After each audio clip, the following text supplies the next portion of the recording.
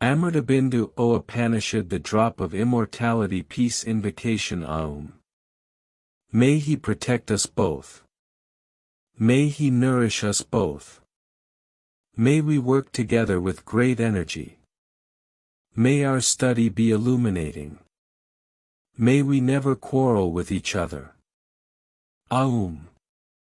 Peace, peace, peace. Huri Aum.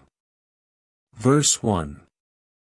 The mind alone is declared to be of two kinds, pure and impure. The impure mind is that which is filled with desire and willful craving. The pure mind is that which is completely free from all desire. Verse 2.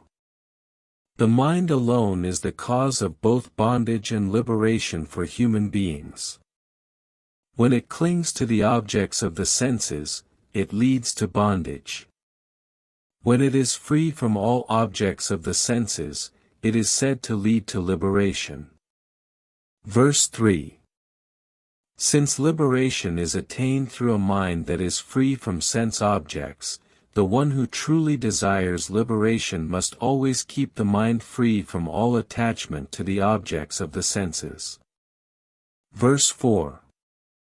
When the mind, with all its attachments to sense objects fully cast away and completely drawn inward within the heart, comes to rest in the very nature of the self, that is the supreme state.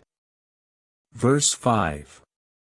The mind must be restrained until it dissolves completely within the heart. This alone is true knowledge, and this alone is true meditation. Everything else is mere elaboration, argument, and commentary. Verse 6. Brahman is neither something to be actively thought about, nor something to be deliberately pushed away from thought. When the mind becomes utterly free from all taking of sides, all preferences, and all mental positions, one attains Brahman then and there. Verse 7. By means of the audible sound of Aum, one should unite oneself with the practice of yoga. Then, having done so, contemplate the Supreme that lies beyond all sound. In the experience of that which is beyond all sound, what may seem to be an absence is in truth the highest presence. Verse 8. That alone is Brahman, without parts, beyond all thought and mental division, completely unstained and pure. Knowing clearly that I am that Brahman, one surely and without doubt attains Brahman. Verse 9. It is beyond all mental division, infinite, requiring neither reasons nor examples to prove it, beyond the grasp of all measurement, and without beginning. By knowing that, the truly wise one is set free. Verse 10. In the highest truth, there is no suppression of the mind, no creation of the world, no one who is actually bound, and no spiritual seeker striving toward a goal. There is no one who longs for liberation, and truly there is no one who becomes liberated. This is the absolute truth of things as they are. Verse 11. The self alone must be understood as the one and same across the waking state, the dream state, and the state of deep sleep. For one who has gone beyond these three states entirely, there is no more rebirth. Verse 12. There is truly only one self present in all beings, dwelling within each and every creature. Though it is one and undivided, it appears as many, just as the single moon appears as countless reflections when seen in many different bodies of water. Verse 13. Just as the space enclosed within a pot, when the pot is carried from place to place, appears to move with the pot, and yet it is only the pot that moves, not the space itself, in the same way, the individual soul, which is like open space, does not truly move or change. Verse 14. Just as a pot takes on various shapes and is broken again and again, the pure awareness within does not experience the breaking. That awareness knows everything, eternally and without interruption. Verse 15. The one who remains veiled by the illusion of sound and outward appearance does not fall into the darkness of ignorance within the lotus of the heart. But when that veil of darkness is finally broken open, one sees only oneness, one sees the singular self alone. Verse 16. The imperishable, eternal sound is a form of Brahman.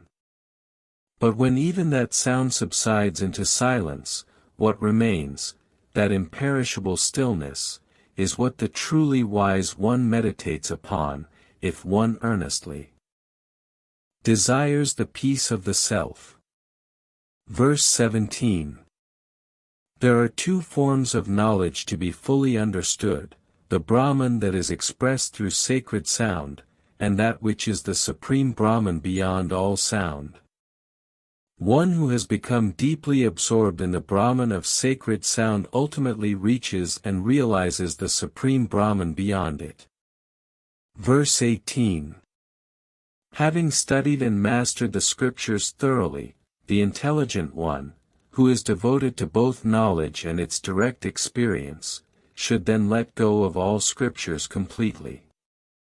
Just as the one who seeks grain will cast aside the straw once the grain has been found. Verse 19. Cows of many different colors and markings all give milk of one and the same color. The person of true wisdom sees all knowledge as that milk, and sees the many different scriptures, teachers, and traditions as the many cows of different colors. Verse 20. Just as butter lies hidden within milk, pure consciousness dwells hidden within every being and within every element of existence.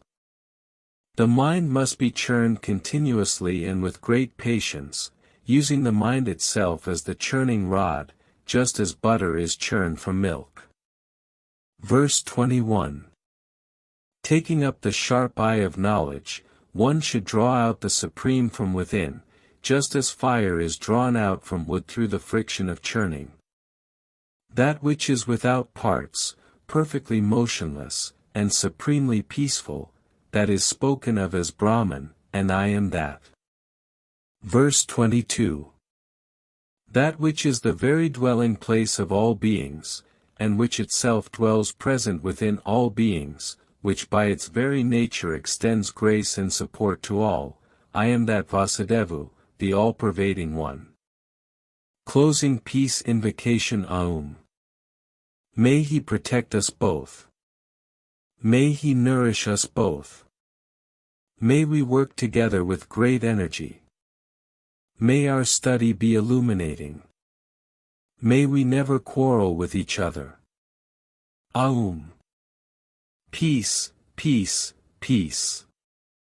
Huri Aum. Thus ends the Amritabindu Upanishad.